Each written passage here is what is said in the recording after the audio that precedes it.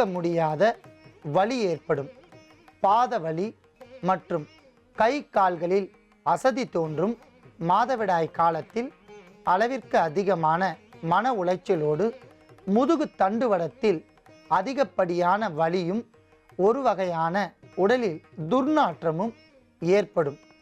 இவற்றை தணிப்பதற்கு அற்புதமான மருத்துவத்தை இன்று நாம் பார்க்க போகின்றோம்.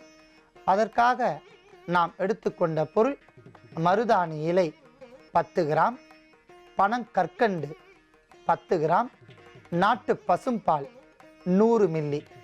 நாம் நேரடியாக மருதாணி இலையும் பனங்கற்கண்டையும் பயன்படுத்தாமல் அவற்றை 100 மில்லி நீரில் சேர்த்து கொதிக்க வைத்து அதனுடைய சாறு, அதாவது மருதாணி இலை சாறும் பனங்கற்கண்டும் சேர்ந்து கொதிக்க வைத்த தீநீர் 25 மில்லியை தனியாக எடுத்துக்கொள்ள வேண்டும்.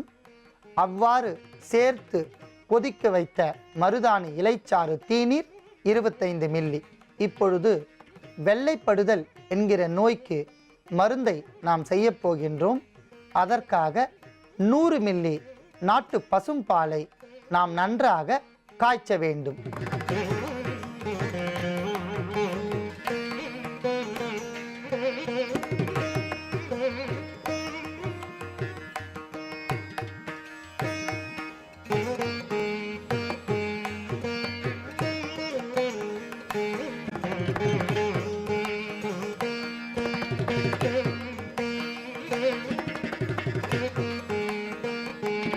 நன்றாக கொதித்து கொண்டிருக்கின்ற நாட்டு பசும்பாலில் நாம் தயாரித்து வைத்துள்ள மருதாணி இலைச்சாறு தீநீர் 25 மில்லியை சேர்க்க வேண்டும்.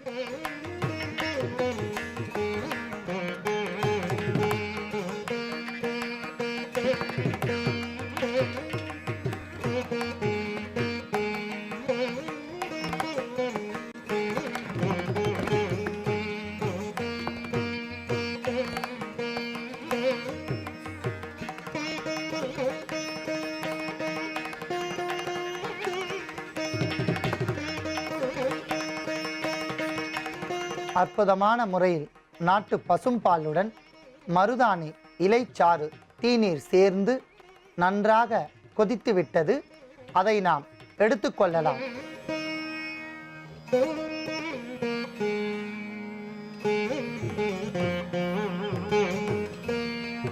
பெண்களுக்கு வெள்ளைப்படுதல் என்கிற நோய்க்காக நாம் தயாரித்த இந்த மருத்துவத்தை மாதவிடாய் காலத்திற்கு ஒரு வாரத்திற்கு முன்னால் 7 நாட்களுக்கு முன்னால் இந்த பாலை தயாரித்து நாள் ஒன்றிற்கு ஒரு வேளை உணவிற்கு பின் 50 மில்லி அளவிற்கு பருகி வந்தால் படிப்படியாக வலிகள் எல்லாம் குறைந்து வெள்ளைப்படுதல் என்கிற நோய் நீங்கிவிடும். இது ஒரு எளிமையான ஆனால் மிகவும் வலிமையான ஒரு மருத்துவம். ஆகையால் நோய் உடையவர்கள் பயன்படுத்தி நோயின்றி வாழ வேண்டுகிறேன். அன்பான நேயர்களே, கோடை காலம் என்றாலே அளவிற்கு அதிகமான வெப்ப தாக்கத்தின் காரணமாக கண்களில் எரிச்சல், அதிகப்படியான நாவறட்சி, உடலில் நீர்த்தன்மை வற்றுதல், நீர் வறட்சி ஏற்படும், தோள்களுக்கு ஒரு வறட்சித்தன்மை ஏற்படும். பருவநிலைக்கு கிடைக்கக்கூடிய ஏற்ற உணவுகள் இளநீர், பனநுங்கு போன்றவற்றை சாப்பிடலாம். மேலும் மிதமான அளவிற்கு வெந்நீரில் சிறிது பனங்கற்கண்டு சேர்த்து பருகி வரலாம். இவையெல்லாம் உடல் உஷ்ணத்தை மேலோட்டமாக தணித்து கொள்வதற்கான சில எளிய வழிமுறைகள். முறையாக உடலெங்கும் பரவி இருக்கின்ற உஷ்ணத்தை தணித்து கண்களை பாதுகாக்கக்கூடிய அற்புதமான மருத்துவத்தை இப்பொழுது நாம் பார்க்க போகின்றோம். அதற்காக நாம் எடுத்துக்கொண்ட அற்புதமான ஒரு மூலிகை பூ ஆவாரம்பூ. உலர்ந்த ஆவாரம் பூக்கள் மிக சிறந்த கிருமி நாசினி. ஆவாரை கண்டவர்கள் சாவார் உண்டா என்கிற பழமொழிக்கேற்ப ஆவாரம்பூ ஒரு சிறந்த வர்ணத்தை தருகின்ற அற்புதமான ஒரு மூலிகை. இதற்கு கோல்டன் ஃப்ளாஷ் என்று பெயர். இது ஒரு தங்கமயமான நிறத்தை உடலுக்கு தரும். பஞ்ச சமூலம் 5 வகையான மூலப்பொருட்கள் சேர்ந்தால் பஞ்ச சமூலம். அந்த பஞ்ச சமூலத்தில் முதன்மையான ஒரு மூலிகை ஆவாரை.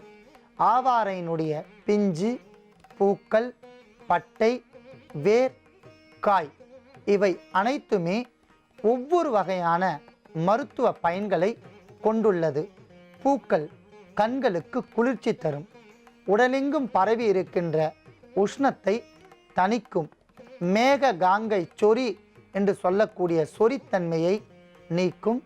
மேலும் சர்க்கரை நோயினால் வருகின்ற குறுக்கு வலி, உடலெங்கும் நம்னஸ், ஒரு மதமதப்பு, நமைச்சல், பாத எரிச்சல் இவற்றையெல்லாம் நீக்கி இரத்தத்தை தூய்மைப்படுத்துகின்ற அற்புதமான ஒரு மூலிகை ஆவாரம் பூ. ஆகையால் ஆவாரம் பூவையும் நாம் எடுத்து வைத்துள்ளோம். அடுத்ததாக நாம் எடுத்துக்கொண்ட பொருள் சிறிய அளவில் சந்தன சக்கை. செஞ்சந்தன சக்கையை சிறு துண்டுகளாக நறுக்கி எடுத்து வைத்துள்ளோம். சந்தனம் குளிர்ச்சி தரும். கண்கள், உடலெங்கும் வருகின்ற கொப்பளங்கள் இவற்றை தணிக்கும். கண்களில் ஏற்படுகின்ற எரிச்சல் தன்மையை போக்கி உடலுக்கு குளிர்ச்சி தரும் என்பதால் சந்தன சக்கையும் நாம் எடுத்து வைத்துள்ளோம். அடுத்ததாக நாம் எடுத்துக்கொண்ட பொருள் பூந்தி கொட்டை.